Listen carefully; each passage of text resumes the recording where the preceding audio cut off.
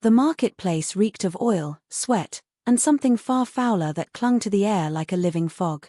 Overhead, banners of alien glyphs rippled in the acrid wind, advertising the stock on display with garish promises. Rows of cages lined the square, each occupied by bodies beaten into silence or rattling chains in hopeless defiance. The crowd pressed closer, a tide of scaled, furred, and plated beings that jostled for a better view of misery on parade. At the center stood the auction block, a raised dais of black metal slick with grime from countless trades before. Upon it, a tall reptilian figure towered over the crowd, the master of the ceremony. His scales gleamed with oil, and his forked tongue flicked in and out as he called bids in a guttural voice that somehow carried across the roar of the marketplace. Each word was sharp, rehearsed, and meant to entice greed, strength for minds, obedience for homes, beauty for display. One after another, captives were hauled into the light. Males from broken colonies with muscles thick from forced labor were lifted by chains and shown off like hunting trophies. The crowd grumbled and shouted offers, waving slates that displayed their wealth in glowing alien numerals. The hammer came down, deals struck, and the condemned vanished into the ownership of strangers. Captain Marcus Hale stood at the edge of the throng, hood pulled low to shade his face. He looked like just another spacer passing through, a lean man of broad shoulders, weather-worn skin, and the wary stance of someone who had seen too many ports where life was bought and sold. His hands rested lightly at his belt, near enough to the holster to comfort him but not so near as to provoke suspicion. He had been here before, not in this precise place but in countless markets just like it across the fringe. It was always the same, the stink, the spectacle, the indifference of buyers who treated lives as currency. He had learned to keep his eyes cold, his face unreadable, yet his stomach still clenched when the youngest or weakest were dragged into the glare. Humanity had known chains once, and though centuries had passed, Hale felt the ghosts of that history at his back. The auctioneer barked again, and a hush fell. From the shadows, guards hauled forward a figure smaller than most, wrapped in ragged cloth, wrists bound in iron. She stumbled, catching herself with surprising grace, though her head remained bowed, a curtain of matted hair hiding her face. Lot 89, the reptilian master announced, his voice heavy with practiced disdain. Unremarkable stock. Taken from a minor outpost. Weak frame, no endurance. Useless for mines, unfit for war. Perhaps a curiosity for your menagerie, yes? Or scrap meat for the gladiator pits. The crowd jeered. A tusked alien barked a laugh and turned away. A scaled matron spat and muttered that the girl wouldn't survive a week even as a servant. The auctioneer tried to recover, forcing enthusiasm into his words, but it was wasted breath. The bidders were not impressed. Marcus narrowed his eyes. The girl didn't shrink as the insults rained down. Her shoulders hunched from chains, yes, but there was a subtle tautness in her stance, a thread of defiance coiled in her silence. Her head stayed low, but her spine remained unbroken. Most who faced the block sagged into despair. This one trembled not with fear, but with tension, as though restraining something fierce beneath the surface. The auctioneer's tone grew desperate. He lowered the opening price again and again, slashing the value until it was an insult. Still, no hands rose. Laughter rippled through the crowd. Even as a gift, I would not take her, one buyer called out, sneering. Throw her back with the refuse, another added, and the crowd roared in agreement. Marcus's jaw tightened. He had no reason to intervene. He had come here on business of his own, to gather information, not to gamble credits on a hopeless purchase. Yet the longer he watched, the stronger the itch grew, the itch that had guided him through war zones and standoffs, the instinct that whispered when something wasn't what it seemed. He remembered the words of an old commander long dead, look where no one else looks. Value what others discard. That's where the true advantage hides. The auctioneer sighed, raising his claw to wave the girl off. The guards stepped forward to drag her back into the dark, her chance at purchase evaporated. I'll claim her. The words cut through the din, simple and unshaken. Heads turned. The crowd's laughter stopped short, replaced by a different sound, snorts of disbelief, chuckles of scorn. Marcus pushed his hood back, revealing his human face. Weathered, scarred, unmistakably out of place among the scaled, furred, and plated. His eyes, hard steel gray, fixed on the auctioneer with a calmness that unnerved. A ripple passed through the buyers. A human, one alien scoffed. "What would you want with cast-off trash? Does your kind even have the credits?" Another hissed. The auctioneer leaned forward, tongue flicking in confusion. "You, human. You claim this one? You offer trade for her?" Marcus nodded once. "I'll pay the asking price." Gasps and mutters swept the crowd. The auctioneer's frills fluttered in bewilderment. He clearly wanted to question further, to mock, but business was business. Clawed hands gestured for the guards to step back. "Then she is yours," the reptile announced, voice laced with incredulity. "Sold to the human. May your waste of credits amuse the stars." The crowd erupted in fresh laughter, this time aimed at Marcus himself. A lone human, claiming what no other species wanted, it was a comedy, a curiosity. Yet Marcus remained unbothered. He stepped forward, handed over his chip of payment, and took hold of the chain. The girl flinched but did not resist as he guided her down from the block. For the first time, her head tilted, and through the strands of hair a single eye glinted, sharp and alive. For a heartbeat, their gazes met. Marcus caught it, the spark the crowd had missed. They walked through the jeers together, the market parting around them. Alien eyes followed, filled with mockery and suspicion. Some whispered wagers on how long before she killed him in his sleep or how quickly he would regret his purchase. Marcus ignored them all. Once beyond the worst of the noise, he leaned close enough for only her to hear. "They didn't see you," he murmured, his voice low, steady. "But I did." Her eye flickered toward him again, uncertain, unreadable. Marcus tightened his grip on the chain just enough to keep appearances, but his tone softened. "You're not what they think you are." Ushered the girl aboard, the ramp sealing shut behind them. Outside, the market resumed, another lot dragged into the light, another price called. But the air had shifted. A decision had been made, one that whispered of consequences stretching far beyond the walls of that place. The ship's engines hummed like a steady heartbeat beneath the metal floor, a sound Marcus Hale had long since grown used to. To him, it meant safety, control, the ability to put light years between himself and trouble. To his passenger, it meant little yet. She sat in the corner of the cabin where he had left her, shackles removed but posture still taut, as if waiting for some inevitable blow. Marcus leaned against the bulkhead opposite her, arms folded, eyes level. Silence stretched between them, heavy, and he let it. He wanted to see how long it would take before she cracked it herself. Minutes passed. Finally, she lifted her head. Her face was sharper than he'd expected, not soft or weak but drawn tight, angular, as if every bone was pulled toward the center by a lifetime of strain. Her eyes were not dull but bright, far too alert for someone who had just been written off as worthless. "Why?" Her voice was raw from disuse, low, almost broken. "Why would you take me?" Marcus shrugged, slow and deliberate. "Because no one else would. And because I don't believe in waste." Her eyes narrowed, suspicion alive there. "You saw them laugh. You heard them. I am nothing." "Funny," Marcus said, tone dry. "I thought I saw someone standing taller than her chains." The crowd missed it. "I didn't." She studied him with a look that was half disbelief, half something else she wasn't ready to name. When she didn't answer, Marcus pushed away from the wall and moved toward the console, tapping in a few commands.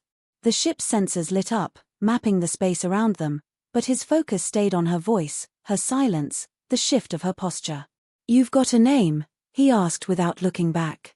A pause, then, "Lyrane." "Lyrane," Marcus repeated, as if testing the weight of it. "I'm Marcus." She tilted her head. "A human name. That's what I am." He caught her frown in the reflection of the console's glass. "I've heard of humans," she murmured. "The other species call you stubborn. Reckless. Dangerous." Marcus smirked. "They're not wrong." For a moment, the faintest ghost of a smile flickered at her lips, but it vanished as quickly as it came. She lowered her eyes again, her hands curling into fists around invisible chains. "They will come for me," she whispered. "They always do." Marcus turned, studying her carefully. "Who?" Her silence deepened. She shifted, curling her knees toward her chest, as if bracing against memories. Marcus recognized the look. He'd seen it in soldiers who'd carried more than their share of ghosts. He didn't press. Not yet. Instead, he crossed the cabin and crouched in front of her, close enough that she had to meet his gaze. His eyes were steady, his voice softer now but no less firm. "You're not cargo, Lyrain. Not to me. Whatever you're running from, it doesn't own you anymore. Do you understand that?" Her lips parted, but no words came. Her eyes betrayed her, though, flashing with something raw, fear, hope, fury all tangled together. She looked away, unable to bear the weight of his certainty. The ship shuddered suddenly, a warning tremor that rattled through the hull. Marcus's head snapped toward the console. Alarms flickered to life in crimson light. He strode back to the controls, fingers flying across them, pulling up the sensor feed. "They didn't wait long," he muttered.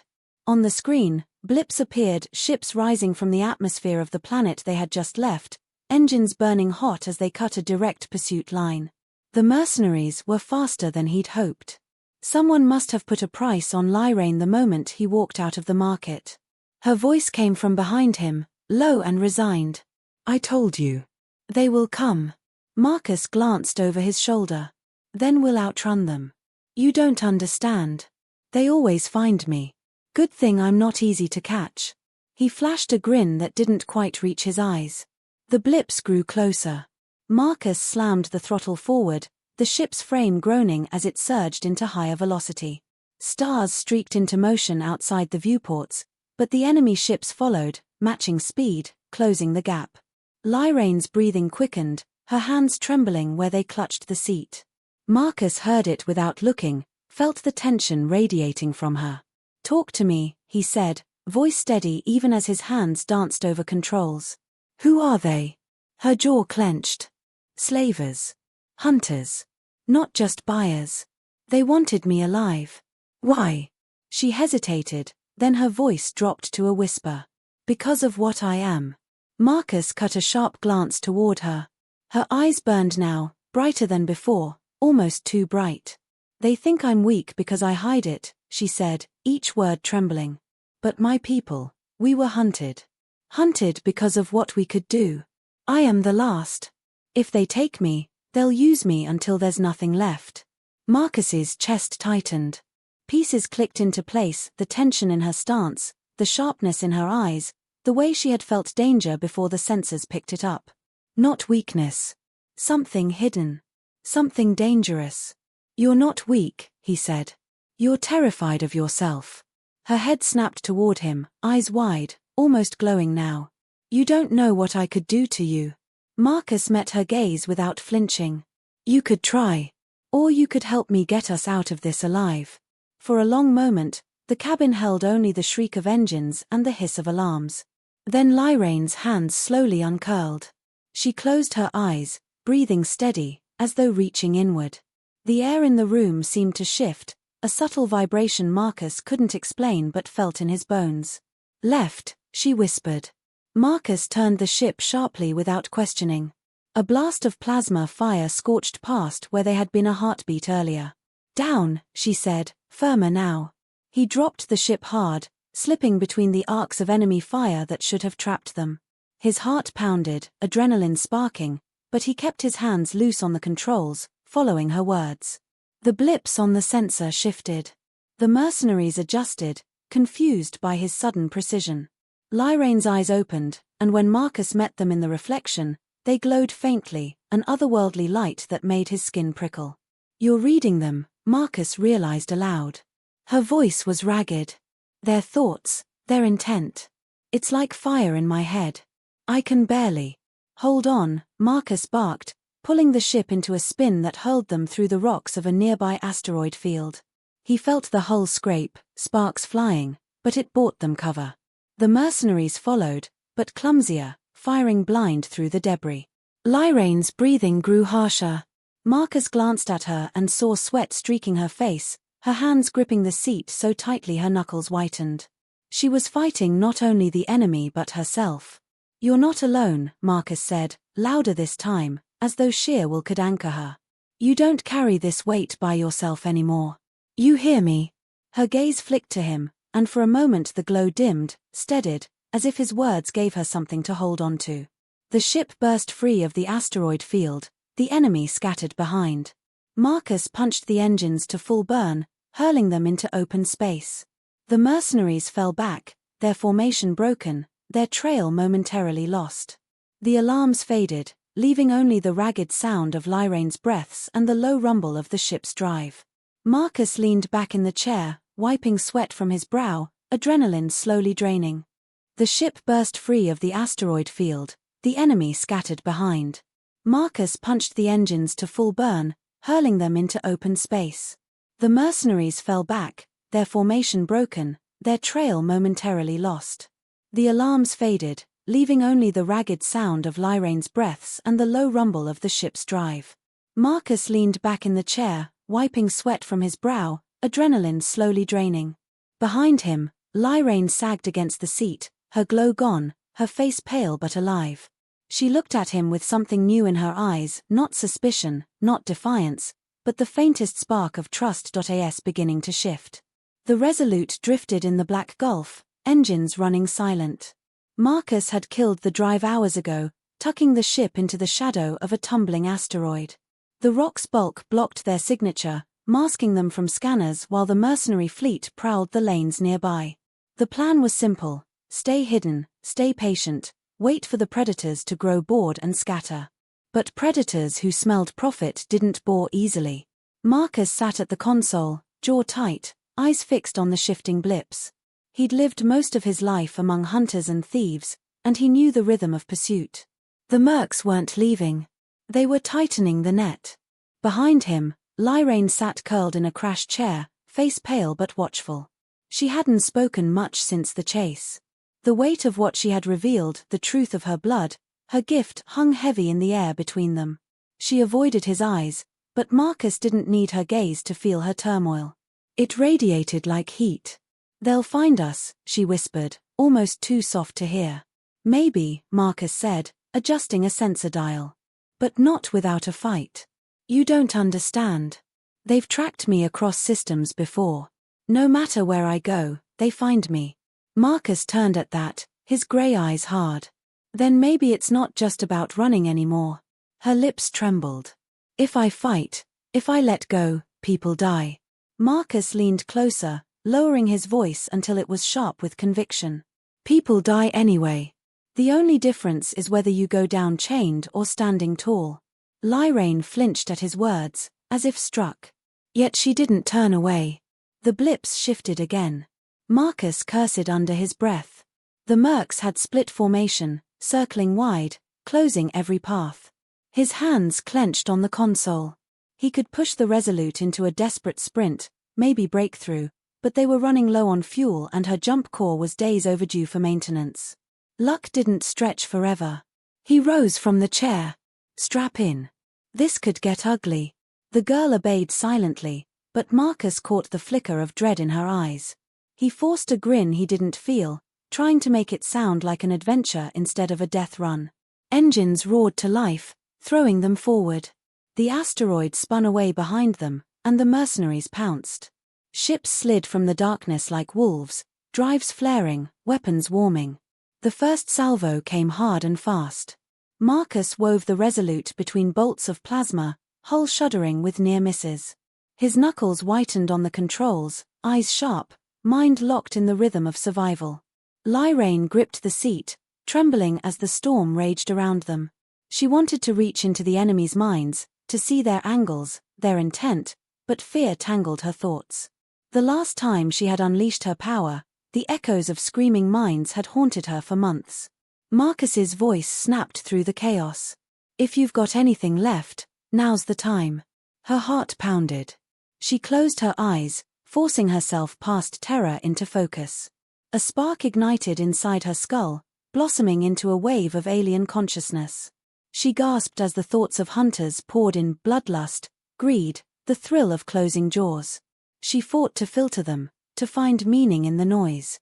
"Left," she cried suddenly. Marcus rolled the ship hard, dodging another volley that would have gutted them. "Down." He obeyed, dragging them into a dive that split two Merc cruisers apart. The Resolute cut through the chaos, but each move cost fuel, each dodge burned precious seconds. The net tightened. A cruiser loomed ahead, larger, armed with tractor beams already glowing. Marcus cursed, pushing the throttle to the red. The Resolute shuddered, engines screaming, but it wasn't enough. The beam caught them. The ship jolted violently, every panel rattling. Systems went dark one by one, weapons, shields, drives all strangled under the pull of alien gravity tech. The Resolute was dragged, helpless, into the belly of the mercenary cruiser. Lyrane's face went ashen. Marcus slammed a fist against the console, but fury couldn't break the hold. He turned, forcing his expression into calm as the docking clamps locked and the ramp hissed open. "Stay behind me," he murmured. The mercenaries stormed aboard, hulking brutes clad in armor that stank of blood and oil. They struck Marcus hard across the face, forcing him to his knees.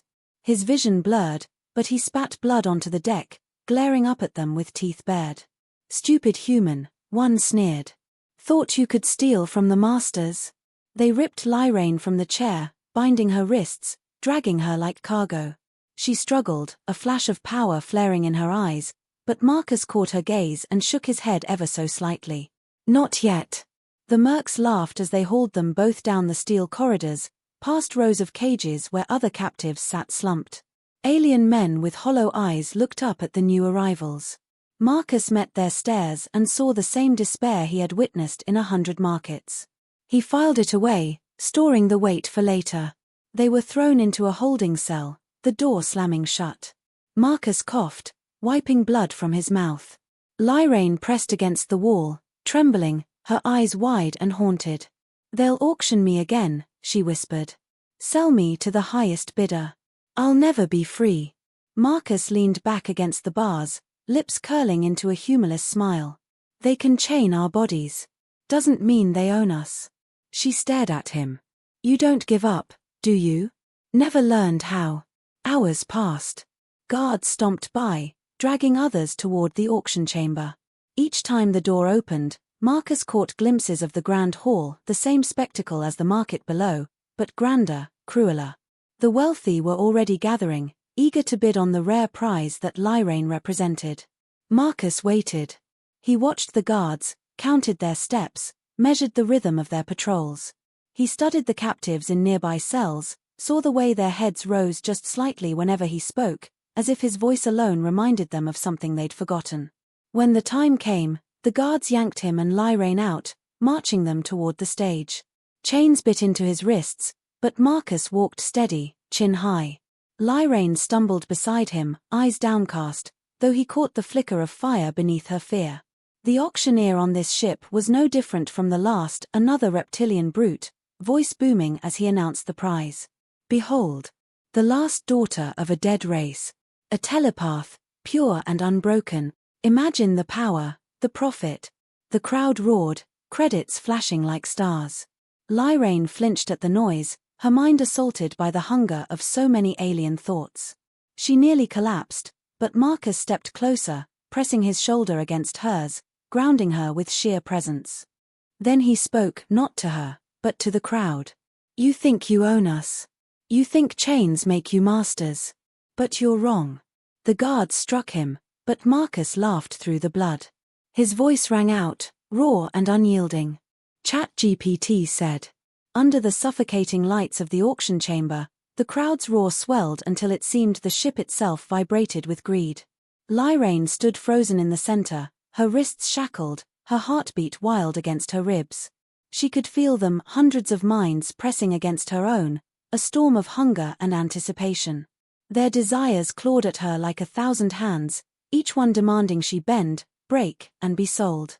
For a moment, her knees threatened to buckle. Beside her, Marcus stood blooded but unbowed. His chains rattled when he shifted, yet the weight on his limbs seemed laughably small compared to the force of his will.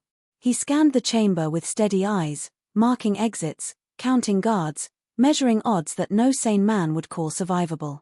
He bore the calm of someone who had chosen his ground long ago. The auctioneer raised his clawed hand, voice booming over the din. "Behold the jewel of extinction, a living weapon, Bidding begins at. Marcus cut him off with a single bark of laughter. It cracked through the hall like a whip. Heads turned, scowls deepened, guards shoved him to his knees, but still he laughed, a deep and reckless sound.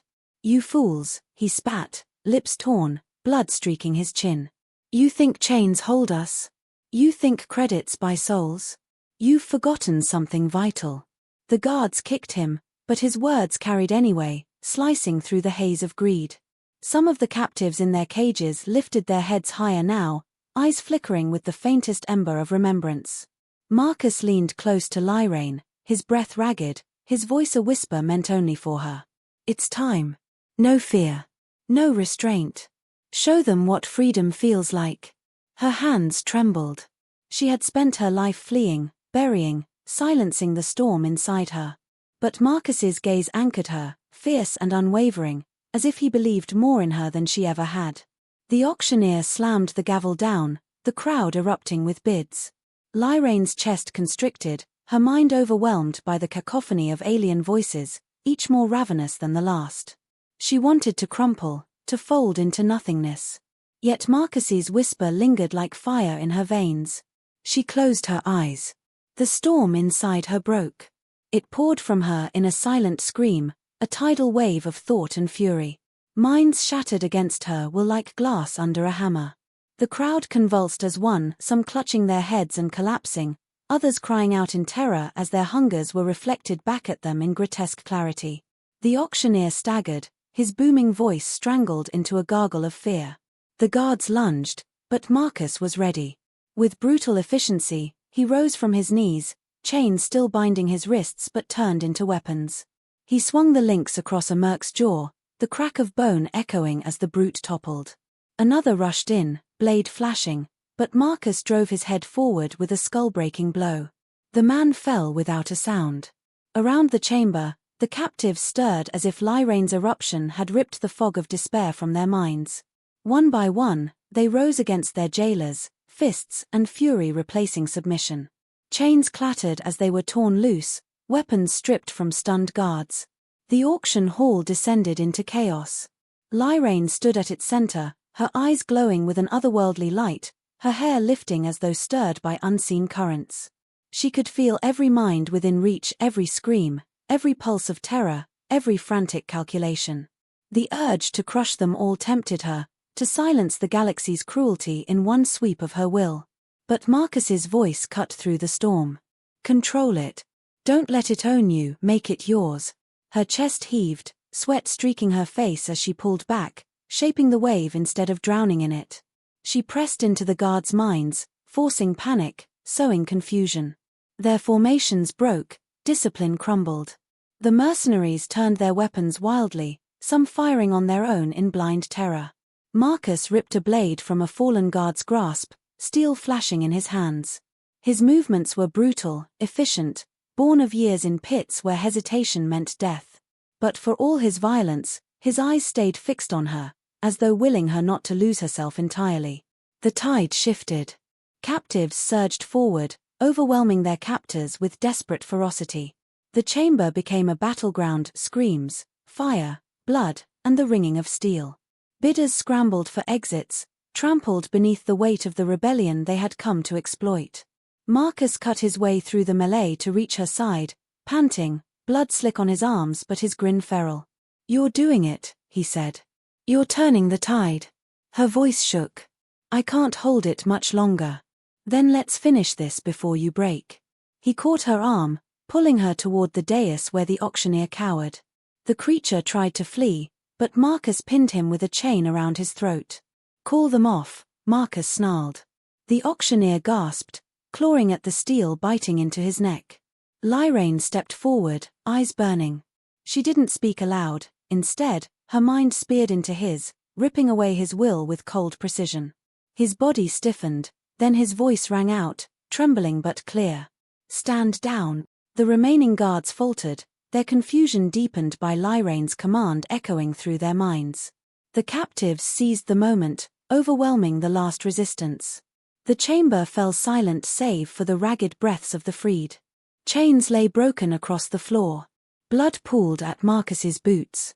Lyrane sagged, her power dimming, the glow fading from her eyes.